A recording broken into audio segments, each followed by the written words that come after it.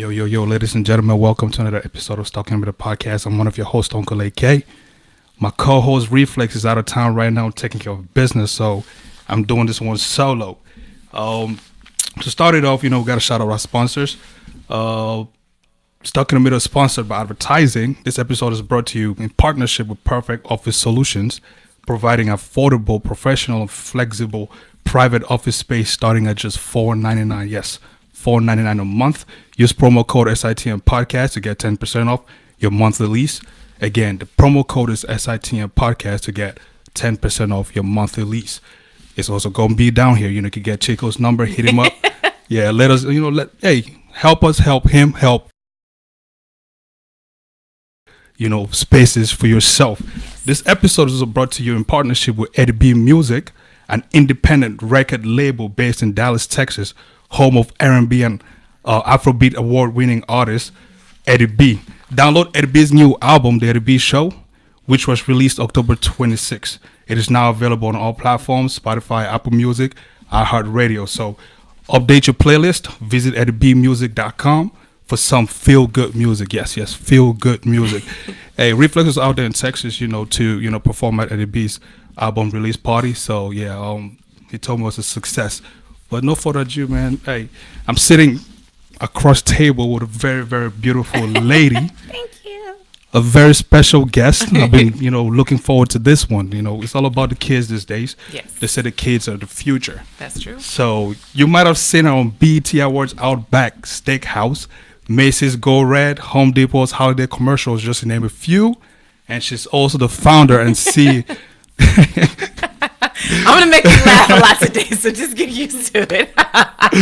She's also the founder and CEO of Talented Young Folks, LLC. Welcome, BJ Gianni, to Stuck in the Middle podcast. Yay! I hope I didn't butcher that. No, it was good. BJ Okay. Gianni was great. Gianni, It was Gianni. good. Yes. What does BJ stand for? So, true story.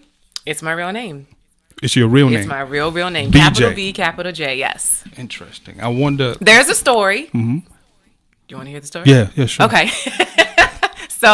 Okay, here it goes. They thought I was going to be a boy, and my dad is Robert III, and so I guess I would have been Robert IV, but then, surprise, back in the day, I guess they didn't have all the medical stuff. I'm a girl, so instead of naming me Roberta or Bobby, anything like that, they said, we're just going to name her BJ, like Bob Jr., so I'm kind of named after my dad, but not really. Man, so, we went around table, trying to figure out BJ stand for. It's like, Billie Jean. Nah.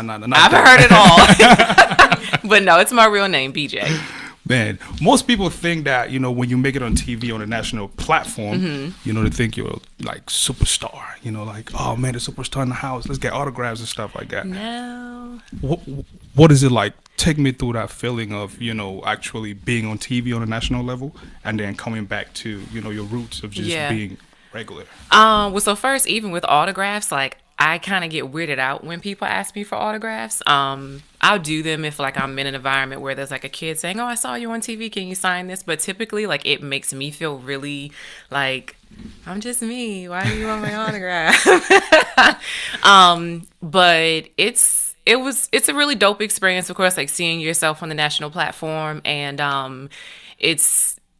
obviously it's great, all the benefits that come with it. But for me, I really fell in love with, I guess, kind of having that platform when I came back to the PG County area and saw how I could use that platform to touch youth. And that was my way in the door with certain kids that were untouchable and, were just kind of like trouble kids and things like that. That's when I really kind of realized that platform and that fame, so to speak, was really just a stepping stone that God placed me on so that I could get to where I am today. Right. So right. It's cool. We're gonna get to the kids, but let's focus on you for a bit. Who is BJ? I had a feeling you were gonna ask me that, and I tried to practice an answer. Who am I? Let's see. I'm a mom of two. Acting coach, obviously. Actress, model, educator. Everything I do, I feel like, has a piece of education with it. My entire adult life, I've always been working in some sort of youth mentoring, so I feel like I can label myself as an educator. I don't know. Who am I? I'm silly, goofy, quirky. I'm a geek. I'm a math geek. I love math. Yay, math. Hey. Wait, who? Didn't you? Are you the mathematician? Yes, See? ma'am. Yes, ma'am. See? Yeah. Yes, I love math. All about math. I don't know. I'm just me. And goofy at that. Yes. I love it. This commercials, right? Sitting here, I'm like, yo, I want to be featured in a Nike commercial. How Okay. can I go about that? You know, what does it even take to even be on that level? Right. So, take us a little bit through your first time you actually did one, or prior, you know, to even getting there and leaving that whole scene. So I guess, let me see. Two questions. So if you're specifically looking to get into a commercial or be sponsored or something like that by a particular brand, the industry is completely different now from when I started years ago, because social media influence means something completely different than it did back in the day. So I mean, you could totally kind of set up your brand and your image and everything that you do to be exactly what Nike might be looking for, and through the right influences, the right tags, building up your following. Big corporations are doing contests and, hey, we're looking for our next face of Nike all the time. And so social media influence plays a big part in that type of stuff in terms of branding and going after a specific brand. But me, when I first started, it was a hustle. It was a struggle. And remember my first gig. I auditioned, and it was for Royal Caribbean Cruise Lines. And it's what got me hooked in the commercial industry. It paid a couple of G's.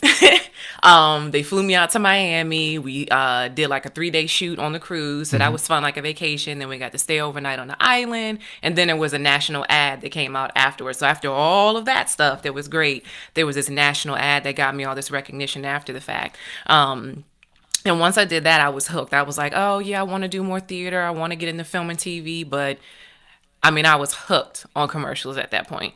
So it was a long journey up until that point, once I started getting agency representation and regular auditions. But once I booked that first one, that was it. It was nonstop after that. Do you still do them?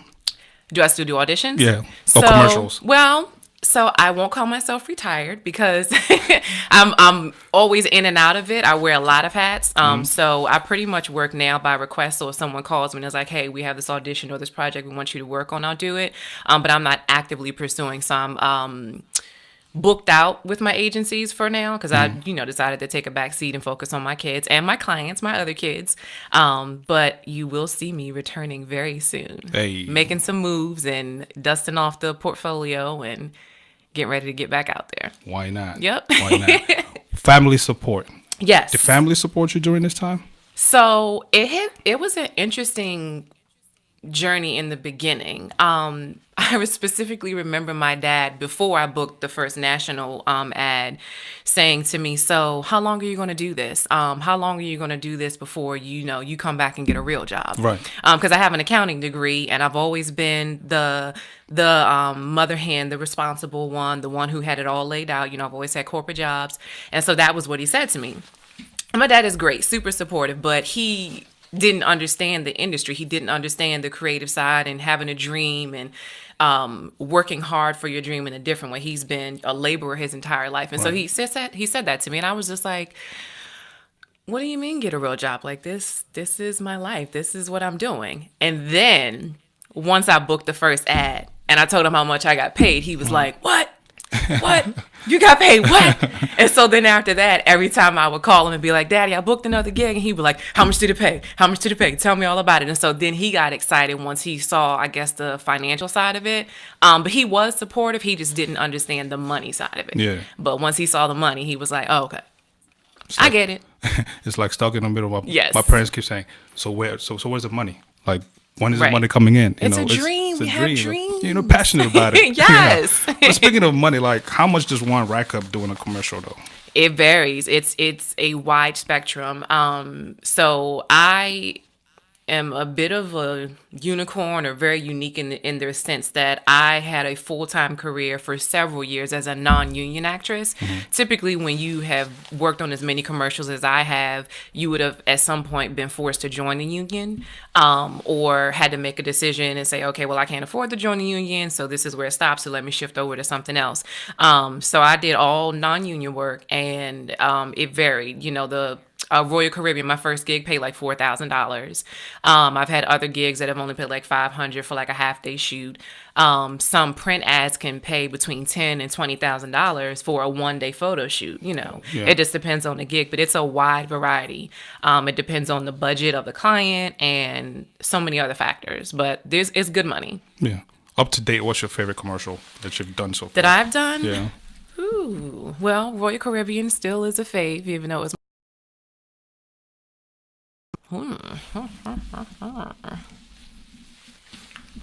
I'm going to have to say the one that I did for Hillshire Farms. It was more of a kind of a testimonial piece with BET and Hillshire Farms, and they were interviewing working moms. And so at this point, I had already been an entrepreneur for several years. I had both my kids, and it was a piece talking about how, of course, it was to promote Hillshire Farms and the food and how you can make meals easy and come home and cook. But it gave me an opportunity to show how important it is for me to make sure that being a mom and an entrepreneur are both equally like up here. Right. So that was a really cool one. Do you think that because most of your commercials have like it got something to do with being a mom?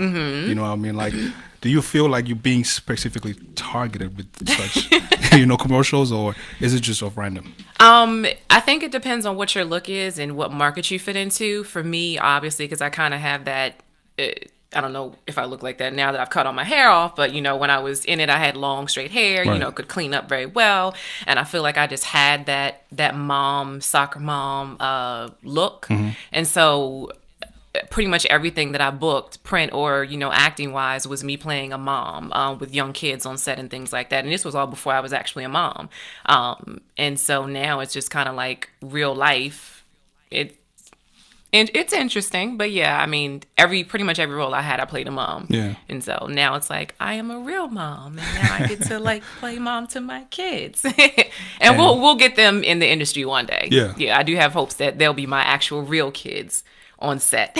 Word. With me. Yes. That's dope. That most parents in the African household don't think of their kids being on, movies or TVs. Right. Yeah. I do. I'm here for it. But speaking of mom and kids, you're the founder of Talented Young Folks. Yes. You founded it back in 2012. Yeah. How did that come about? Why? First of the name Desperation. Talented Young Folks. Like, Yes. Why that name? So I was actually trying to research through some of my business notepads and figure out how I came up with the name. I actually don't remember. I think that once I knew that God was like, this is the next step, this is what you're supposed to do, I started thinking about names, and now it seems so catchy and it's like the perfect name for the business. But at the time, I think I was just like, okay, I'm going to be teaching kids that have talent. And I always say folks, that's always been a part of my language instead of like people, like, hey, what's up, folks, and stuff like that. So it just kind of naturally happened. And then I was like, oh, wait, TYF. And then a friend from college did the logo and put it all together. I was like, that's it, done. TIFF workshops, Talented Young Folks, and just kind of happened. Just went together, yeah. Yes. Speaking, you said folks, you love using the word folks. Yes. Other than people. Yeah. Every time I use folks, my co-host Reflex, he gets on me saying, man, you sound like an old man. What's wrong with saying folks? I don't know. To me, I mean, we know what it means. It's just, it's comfortable. I don't know. Maybe I'm a country bumpkin. I don't know. Or an old man. I don't know. So what is Talented Young Folks? What is it? What services do you provide? So I am in an interesting season of discovery. If you would have asked me that question maybe 6 months ago, I literally would have just said I'm a youth acting coach and a parent consultant, because I obviously teach kids how to act and I consult the parents on how to manage their child's career. But through the parents of my clients just kind of pouring into me, my business counselors, and going out to networking events and telling people about the business, they're like, yeah, that just doesn't define what Talented Young Folks is. And so I am an acting coach, obviously. I do consult parents, but I do so much more because I have so many backgrounds, so many fields that I've worked in over the past 20 years. And so anything that my clients need, I do it. I have an accounting degree, so I help them, with the budgeting portion. I went to cosmetology school, so I help do their kids' hair. I have some experience with photography, so I'll do photos for some of my kids, styling on set, makeup. You name it, I do it. And it's just really turned into something much bigger than just being an acting studio. So, yeah. So, I don't know how to answer that question like a quick. I don't know. I'm working on my catchphrase to say, hey, talented young folks is this. Yeah. But yeah, I'm a full service, whatever my clients need. I was on your website, just checking it out, and in the service, I think in the service page, the kids that come in for coaching is Yeah. between the ages of 3 through 16. Why 3 to 16? What happened to the 17, the 18-year-olds? Right. So I actually do coach and cater to all ages, even adults. I actually started as an adult acting coach before I shifted over to kids primarily. But specifically from ages 3 to say about 8, I focus on that age group because a lot of other businesses don't. That's an age group that I feel like a lot of acting studios and individuals who say that they're youth acting studios kind of leave out because they maybe feel like they're not ready, or it's a lot more to do with, or it's just not their area of comfort level, whatever. Unless it's like a summer camp, a lot of people kind of leave that group out. But I do work with 17 and up. But what I found is that when I'm focusing on youth and I'm calling myself a youth acting coach, 17 and 18-year-olds are ready to transition into adult acting. So they're better suited to be with the more of an adult acting class. Right. Any of your kids made it on national TV yet? Or big movies? So I have had a few kids that have been cast in some really cool projects. From time to time, I do.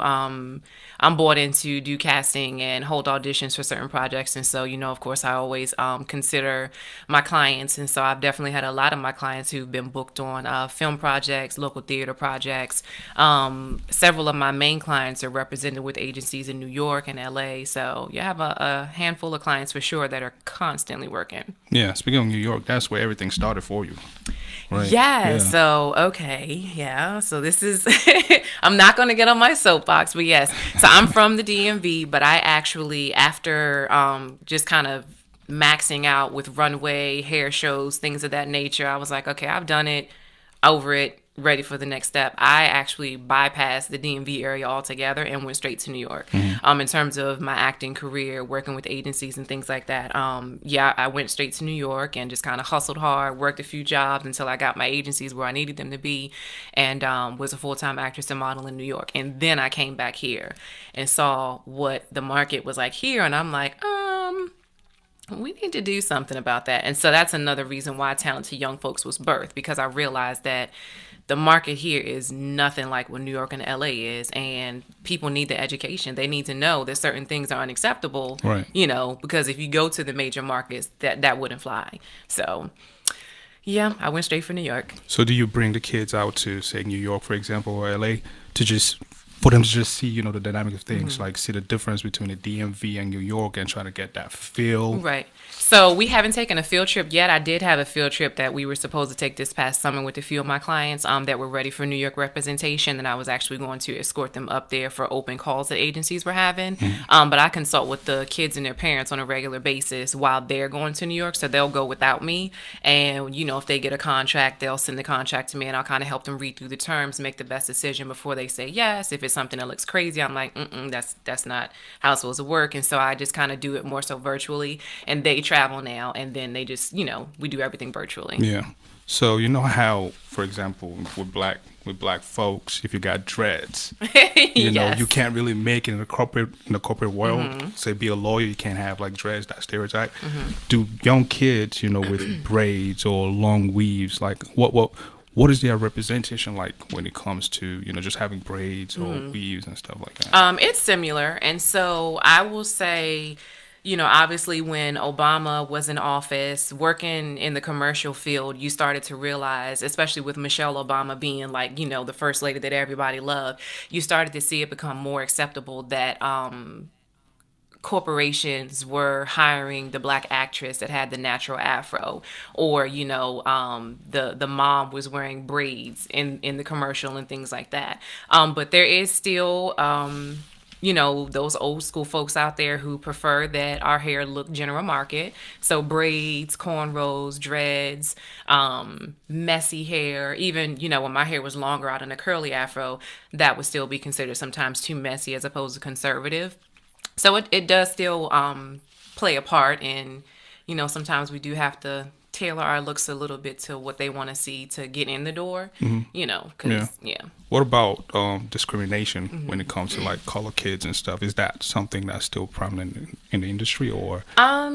So I feel like also in the same respect with talking about the hair, if you noticed commercials and advertising and thing like that, there was also a big wave where it became acceptable for biracial couples to be seen in ads. I remember there was a big controversy over, I believe it was a Cheerios commercial where the dad on the couch was African American and the little girl had poured cereal all over him to like protect his heart, because that's what Cheerio says. And then at the end, it flashed to a Caucasian mom. And there were tons of people who were in an uproar about that, because that was one of the first times that there was a huge national ad showing a black man and a white woman together. Right. And so it's more culturally accepted now, a lot more culturally accepted now for you to see biracial couples, all sorts of things that weren't acceptable then. But even when I was first starting, I mean, I honestly do believe more so that, and this is up for debate. People can think what they think, but I definitely think that me being fair skinned with curly hair, I was considered ethnically ambiguous, is what they call it. And so I could play multiple ethnicities. And so that helped my career, because I could look like I was a variety of things. Right, And so right, I could right. compete a little bit better with other talent. So It's tough. yeah, Yeah. it happens. It does happen. It does happen. Your focus areas. Could you Yes. tell us a little bit about the focus areas that you use to teach these kids when it comes to acting or coaching in general? So the areas that I focus on in terms of like training the kids, all areas. So if they obviously the brunt of my career was in commercials, but I've been trained in everything except for singing. I cannot sing. Don't ask me to sing. So I coach my clients in any genre, from theater to film, TV, voiceovers, commercials, print. If they just want to do runway, I still have some clients that come to me and all they want to do is runway. They're pageant girls and things like that. So I focus on all areas, again, except for vocals, because I have a background in all of those areas. But everything that I do, regardless of what their specific focus is, I have to make sure that they're a whole, well-minded child. And so there's a youth mentoring aspect that goes in any of it. So a kid can come into a session and we're supposed to work on their monologue, but let's say that they're having a bad day or there's some tension between them and their mom, or in the middle of a scene, I'm a little bit too hard on them as a coach because I'm a tough cookie as a coach. And then on that particular day, they were like just in their feelings. I'm like, wait a minute, something's going on. And so then Mama BJ comes out. It's like, take the coach hat off. Let's sit down and talk about it. And then the session turns into like a life coaching session. So it's really important to me that, the kids are well-rounded. So we're not just drilling these creative skills into them, but that they're out there being amazing folks. Yeah, exactly. Yep. Yeah. On your website, you also have resources to help kids at home while they're at Yes. home, train themselves. Like the one I sent, I think it was how to pass an audition in 3 steps. Yeah, I believe that's it, right? Yeah. How The to ebooks. practice auditions, yes, yeah, at home. exactly. Correct. Yeah. Why did you create this, ebooks, and how have they been successful? So the ebooks were a way for me to kind of share my knowledge with the masses, because one, not everybody can afford to do private lessons or get to group lessons, and I have lots of individuals not based in the DMV area who want some of my expertise, and so it was a way to kind of just be able to share further. But I also want to grow the business. I mean, I'm definitely passionate about what I do, and I love being in front of every kid. If there was a way for me to just privately coach every single kid and be hands-on, I would do that. But just trying to make sure that as many people as possible are educated. And so even if they never come in for a coaching session, some of those things that are like my pet peeves, like don't pay for this before you sign a contract. If somebody's saying that, this is what you have to do to join with them, those are the types of things that I'm like, I wish I could have talked to you before you signed that contract. So just Right. really trying to do my part to spread that word and educate people, because there's so many people being scammed out there, parents being taken advantage of, and they honestly just don't know. And sometimes common sense doesn't even kick in because they're so passionate about trying to help their kids pursue Right. the industry. And so just trying to do my part to, again, make sure that everybody knows that other markets do things differently and I need for you to be educated. So let's just remind the listeners and watchers a little bit about, Yes. your background still. There's still certain things that you didn't speak on. For About example, me? about you, for Okay, example, tell being a me. math and Spanish public Oh, school yeah. teacher. Yes. You know what I mean? And that plays Excuse a, me. a great role in what you're doing because you're actually working with kids Yes.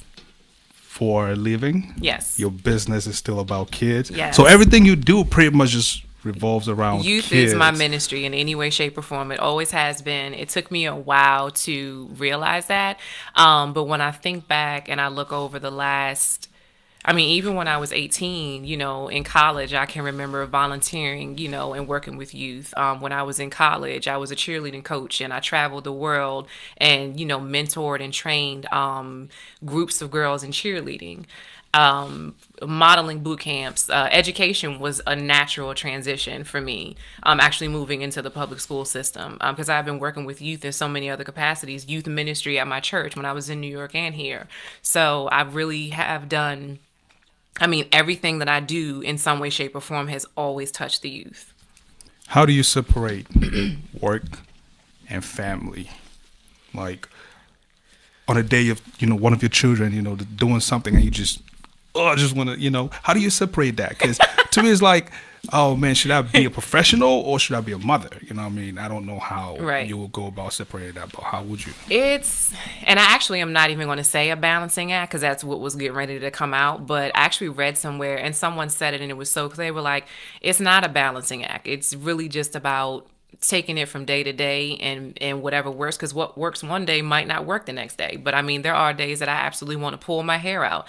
I'm trying to get a workshop posted on the website, and because I am an entrepreneur, I'm typically working from my home office if I'm not in my perfect office. Hey, perfect office solution. Shout out Chico, by the way. Yes, hey Chico. But yeah, and so my kids may want me to stop. Obviously, they want my attention, but I'm like, no, mommy's up against a deadline. I got to get this out. Clients are waiting for this, and so. Sometimes I do have to pause, and I've had several nights where I have to wait till the kids go to sleep and I'm, at the laptop, or the kids have fallen asleep on the bed while I'm working on the laptop, just, burning the midnight oil to get stuff out. When I did still have a corporate job, I mean, I was at my desk working sometimes too, sorry. I did what I had to do, to make it work. Nights and weekends had always belonged to the business. And I was very fortunate to have a great village to just help me. If it required me to be at a workshop. And even with my clients have grown to become a huge part of my village. Sometimes I've had to teach a class and I didn't have a sitter. My kids are small. And I've had clients say, don't worry, still bring them. I'll watch them while you go teach the rest of the kids. I mean, my parents are amazing. Like, they are my rock. So, yeah, it's balancing act it doesn't ever feel balanced. It always kind of feels cuckoo and crazy being a mom and entrepreneur, but I make it work. And my kids are resilient, so Yeah. they're great. What's the difference between an entrepreneur and a mompreneur?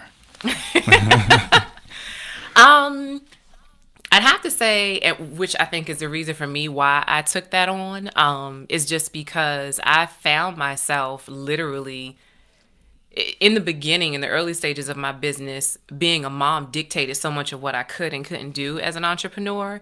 Those times where I didn't have a babysitter, I wasn't sure if I was going to have a sitter.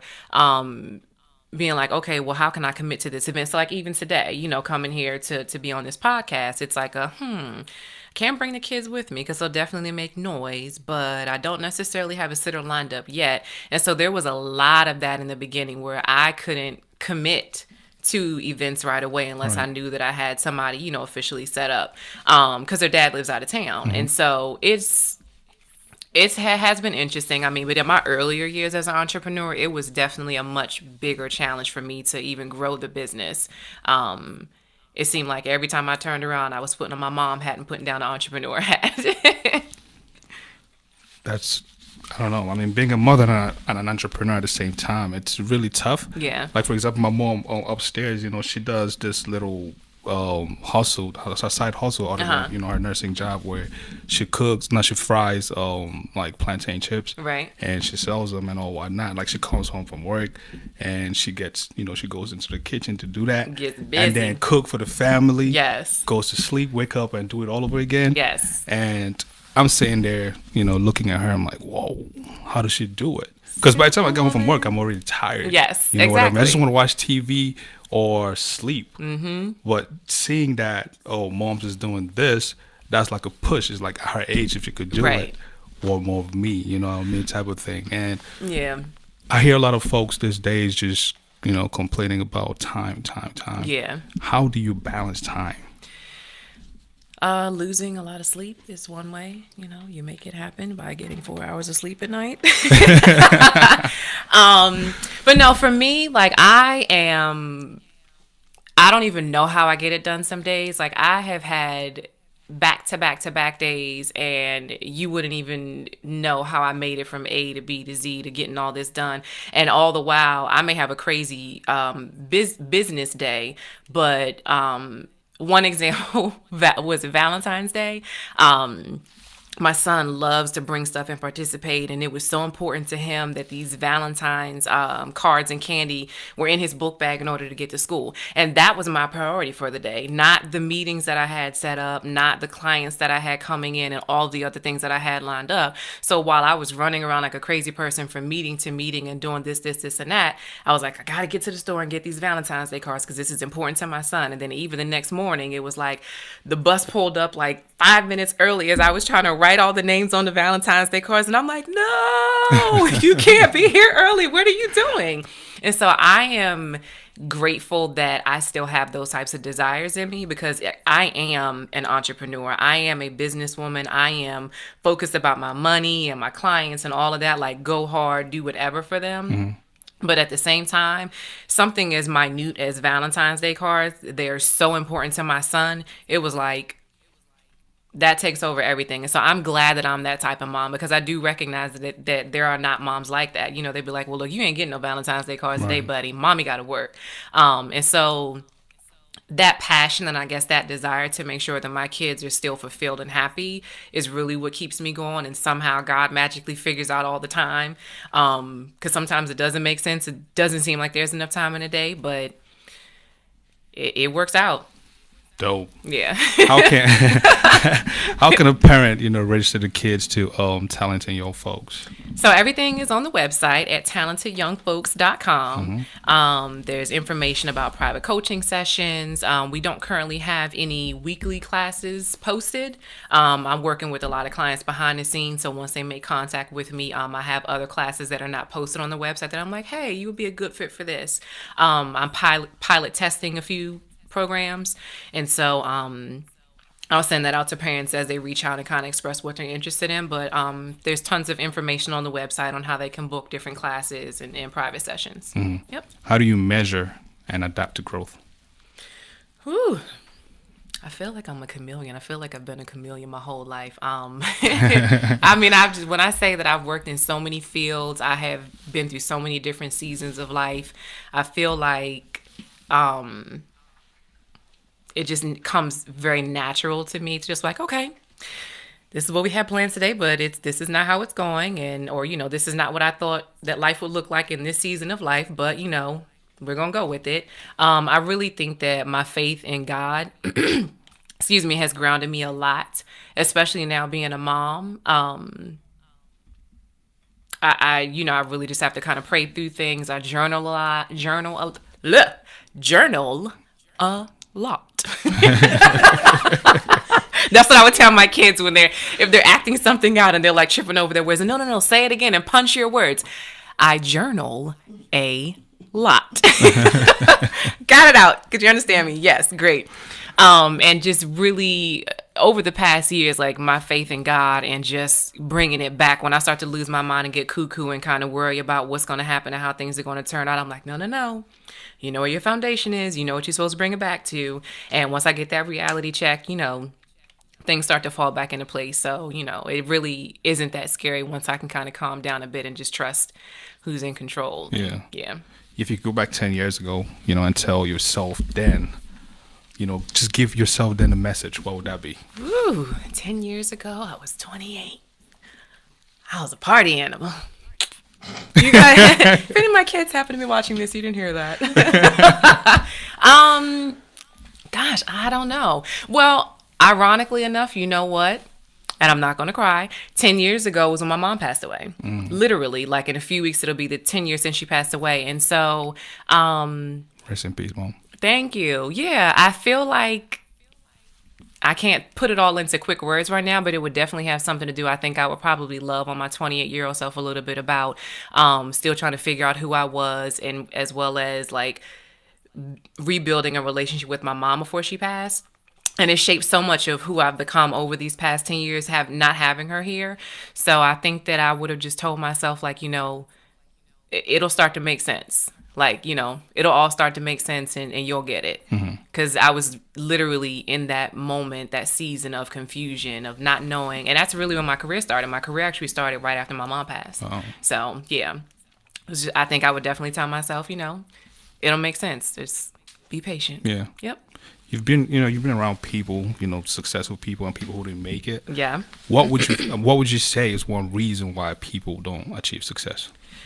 Specifically in my industry, which I used to tell adult actors all the time, I don't think that people are willing to sacrifice and just really, really grind out for it. People say that they're hustling and they're working, they're waiting tables at a restaurant while they're waiting for their next big gig or, things like that. But I mean, like, it's so much deeper than that. Like, you really got to sacrifice, like,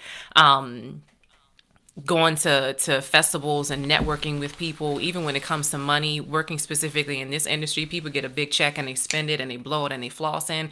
I knew how to stack my money. I knew how to put it away so that, I had 3 months rent already together, because the next gig is not guaranteed. And so I think that me being willing to sacrifice and really understand what my bigger picture was is what helped me have such a long career, and has been the downfall for other people. Yeah. Yeah. I was listening to this podcast the other day, and the guest that had on, I think she was a model, and she was talking about not having representation. Yeah. How much it took away from her brand. What would you advise a young kid who was going into modeling? Like, should they get representation or should they just do solo? So representation is great, and representation is what we all want as artists. But I do also coach my parents and my kids through how to be their own representative until they get an agent. And so, making sure that there are ways to, self-submit to auditions and get some of the same work that the agencies are getting. Not all, but some, gigs and auditions are accessible to artists without having representation. But even when you don't have representation, you still have to think like a manager or an agent. You got to understand contracts. You have to understand terms. You have to not be afraid to negotiate. You can't be afraid to ask for your money. Facts. Okay? Yeah. If it's due in 60 days, on day 61, and they ain't paid you yet, where's my money? Those are things that sometimes we don't think about, because if you do have representation, they do that kind of stuff for you. And so just really thinking like a manager or an agent until you get one. And then even still, once you have one, you still got to think like that to make sure they're doing the right thing. Right. But I mean, representation is obviously the better way to go. Yeah. Yeah. Growing up, we didn't have a platform to learn public speaking. Yeah. You know what I mean? Like, acting was not something that was just there in our Right. community, and public speaking again, so doing what you're doing, how much, of an influence when it comes to actually, being a public speaker, Yeah. how much influence do you impose on these kids? So something that's really important to me, I mean, like I said, again, when kids get in front of me, or even if I meet someone out, which has happened several times where I've met a kid at an event and they need just a little extra something, or they're the shy guy or the introvert, and things like that. For me, public speaking, it's kind of more important than the acting side. And so for me, being a public speaker and knowing how acting really kind of helped open me up a little bit. I mean, I know I've been in front of the camera for over 20 years, but I really had low self-esteem throughout a good portion of my career, and didn't see myself as other people saw me. excuse me, but acting and just finding my voice and being more comfortable, it helped me break out of my shell and find some confidence in myself. And so using that as a tool to do the same thing for other kids, that public speaking piece for me is more important than anything. That, you know, especially our kids, our girls and boys know how to communicate, know how to articulate themselves, know how to shake a hand, know how to make eye contact, to be sincere when you're speaking with somebody. Because, you know, it's going to set them up for a future no matter what they decide to do. Right. They need to interview for jobs and know how to, you know, speak publicly. Go to colleges. So many things that public speaking piece means for them. So, yeah, I try to instill that in all of my clients, and it's really important. Facts. What does success mean to you? Waking up and being able to finish my cup of coffee before my kids yell my name. And those who know me know that I seriously mean that. But I guess for me, I feel like I'm living in success right now, even though there's so much more that I want to do, can do with the business, and want to grow to. Because I'm happy, I'm passionate, I'm joyful, I'm grateful. I actually started crying a few weeks ago when I was speaking to my business counselor, because I was thinking about, which may still happen, but I was thinking about pulling back on in-person services and going virtual and doing like big e-courses and, you know, really trying to spread out to the masses. And then she was like, but then, you know, that means that you would have less interaction with your clients. And it just feels like that's what you are. Like, that's what separates you from other acting studios, that piece about them being in the same space with you and your energy. And I got so emotional at the thought of potentially stepping away from that. And I was like, oh my gosh, I am walking in my purpose, like right now. And it was just crystal clear. So I feel like I'm walking in success now, because those golden moments in the room with the kid and just seeing them light up and just get it, or just having confidence in themselves after walking out in a session, like I live for those moments. Yeah. And so that's success to me. Yeah. Yeah. I What I'm posted doing now. I posted a picture of my little niece a couple days back Okay. on our social media thing. And I saying, can't reach my phone. I want to look. she was sitting right there on that seat with the headphones, and I said, train them while they're young. Yeah. You know, if I wish, you know, for example, with computers. Yep. I wish I was trained, you know, when I was young Younger, to code. absolutely. Yeah, because when I started coding, there were kids who, you know, would take 5 minutes to do something that took me 20 wow. minutes or Yeah. 2 hours, and that really crushed me. You know what I mean? I kind of just gave up on the whole coding thing because I couldn't keep up. You know what I mean? So if it was something that I started young, Yeah. I would have probably been on that same level, even Right. greater. Yeah, just to say that, teach them while they're young. Absolutely. And it's a I great thing agree. you do. It's a great thing you do. I really like it. Thank you. Coaching, modeling, acting. Yes. Which do you enjoy the most? And why? We can cross off modeling. I mean, I can do it with my eyes closed. I love a good runway, but you know, for me, I kind of am going to have to say coaching. I mean, I do love acting, and trust me, I would love to get my thespian on and get back up on a stage and just like dig into a script. But I get some of that through coaching, because sometimes I have to play a character opposite of my kids when they're preparing for an audition or, you know, a monologue, and taking them through some of the deep emotions if they're doing a dramatic piece. I feel like I get that part of me fulfilled. This coaching world that I'm in is like where I feel like everything had been leading up to, like all of my backgrounds, all of my education, all of my experiences, again, even my success as an actress, and now being a mom, all of it together has pointed me and placed me right here in this season. And I'd have to say coaching. Dope. And that's what you're doing. Yep. You plan on taking this full? Is this your full time? It is. I resigned in June. Whoop whoop. Whoa. Okay. Absolutely. Kudos to you. Yes. Yes, I resigned from my corporate job in June, and I've been just fully focusing on the business and my kids since then. But prior to that, I left corporate 10 some odd years ago, when I first started to pursue my career. But this time was completely different. Having kids and having real life responsibilities and leaving corporate was like, okay, I'm going to go and run this business, but somebody's got to pay the bills. So, but yeah, this is really a faith walk. Yeah. So, yep, I'm full-time entrepreneur. So, what advice do you Yes. have for young girls and boys who are trying to work in that purpose? I would say to write down what you feel like your skills are. That's actually how I was able to kind of sit down and kind of get quiet and hear from God about what my purpose was. I sat down with a pencil and a piece of paper and I wrote my name in the middle and just started to write anything that I thought I was good at, anything that I liked to do, anything that somebody else said I was good at or something that I wanted to do.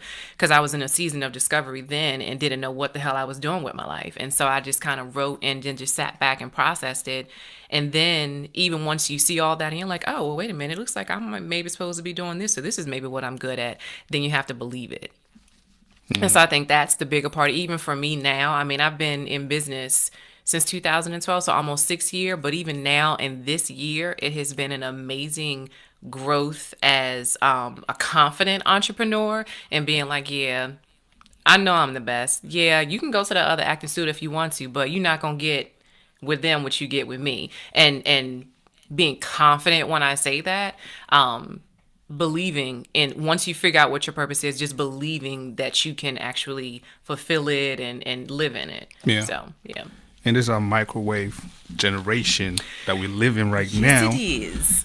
what is one thing, and being that, you know, you got kids of your own, Yes. what is one thing that you absolutely want to keep away from them? Want to keep away from them? Yeah. Well, what I do try to limit my kids on is social media and just the kind of negative impact that's out there. So, you know, I don't just let them kind of sit around and watch whatever they want to watch on TV or go to YouTube and just kind of flip through channels. I protect what they're exposed to because I want to be able to shape and train them up. And so for me, that's kind of how I'm approaching it. Like what I don't want them to be exposed to, I'm doing my best to kind of protect them. And I know that they get exposed to stuff in school and at daycare and other things like that. But I'm doing my part with what I can control to just kind of keep, you know, some of the negative things and even that microwave mentality that everybody has. Like I'm old school, you know, my family is from the South and, you know, my grandfather left a legacy for my dad. My dad is trying to leave something behind for us. I want to leave something behind for my kids. And so I'm very, very old school. And I don't want my kids to have this entitled microwave mindset that this generation and millennials, because technically I'm a millennial. I don't believe it, but technically I'm a millennial. Yeah, I'm doing my best to just kind of raise them and hopefully they'll take heed. Dope. Well, every good thing got to come to an end, like Reflex would say. Tears. How can people connect with you? So I live, breathe, eat, sleep in Instagram. I really do. So the business Instagram is TIFF Workshops, TYF Workshops with an S on the end, and my personal Instagram is BJ Gianni.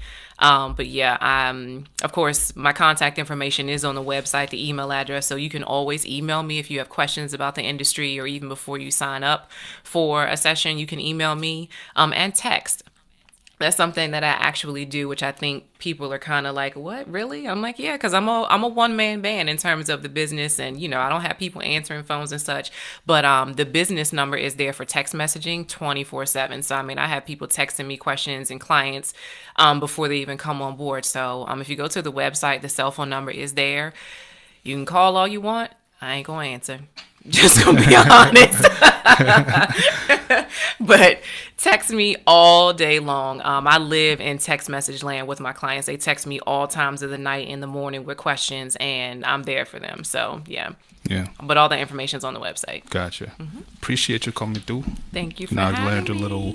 Yeah, thank you for coming through. I learned, a thing or two about, teaching kids, coaching kids. Yes. Yeah, hopefully, the day I get mine, so I'm gonna send them to the professional because, that's what. Because that public speaking piece of it, that's really what, gets me. Because Yes. I, for one, I'm not a public speaker, even though I'm sitting here, talking and all I that, wouldn't have known. You're great. You're great. No. I get that stage fright. I get nervous too. I don't think that goes away. Yeah. Yeah. Well, thank you for coming through. Thank you for having me. Hey, this episode, was brought to you again in partnership with Perfect Office Solutions, providing affordable, professional, flexible office space starting at just $4.99. Use promo code SITM Podcast to get 10% off your monthly lease. Again, use promo code SITM Podcast to get 10% off your monthly lease. Hey man, stop using your basement as your office, man. Get a professional office space. Take it one way. It's also, this episode is also brought to you in partnership with Eddie B Music, an independent record label based in Dallas, Texas, home of R&B and Afrobeat award-winning artist Eddie B. Download Eddie B's new album, The Eddie B Show, which was released October 26th. It's now available on all music platforms, including Spotify, Apple Music, and iHeartRadio. Stay tuned and visit eddieBmusic.com for some feel-good music. Don't forget to, download our episodes, Apple Podcasts and SoundCloud. Subscribe to our YouTube channel. Email us sitmpodcast237@gmail.com for questions, referral, concerns. We'd love to hear from you. Thank you to everybody who's been reaching out, to critique the show, in a good way or bad way, whichever. We take every critique and, work on it. If there's anything you want us to improve, anything you want us to change or add, feel free to let us know. Our social media handles is SITM Podcast on all platforms. Hit us up. Thank you for watching Stuck Community Podcast, and we out.